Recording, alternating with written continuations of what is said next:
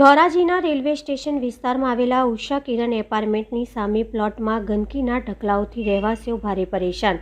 ધોરાજીના railway station વિસ્તારમાં આવેલા ઉષા કિરણ એપાર્ટમેન્ટની બાજુમાં આવેલા ગંદકીના ઢગલા પડેલા હોય તેવું સ્પષ્ટ જોઈ શકાય છે। આ બાબતે અહીંના રહેવાસીઓ દ્વારા અવારનવાર જવાબદાર તંત્રને જાણ કરવામાં આવેલ છે, તેમ છતાં તંત્ર દ્વારા આ બાબતે કોઈપણ જાતના પગલાં લેવામાં આવેલ નથી। અહીંના રહેવાસીઓનું કહેવું છે કે અમારા એપાર્ટમેન્ટની સામે જ ગંદકીના ઢગલા પડેલ છે, જેના લીધે અનેક જાતના મચ્છર તથા જીવજંતુઓનો ઉપદ્રવ થાય છે। એટલું જ નહીં, ત્યાંથી ચોમાસાની ઋતુમાં જીવજંતુઓ અમારા એપાર્ટમેન્ટમાં આવી જાય છે।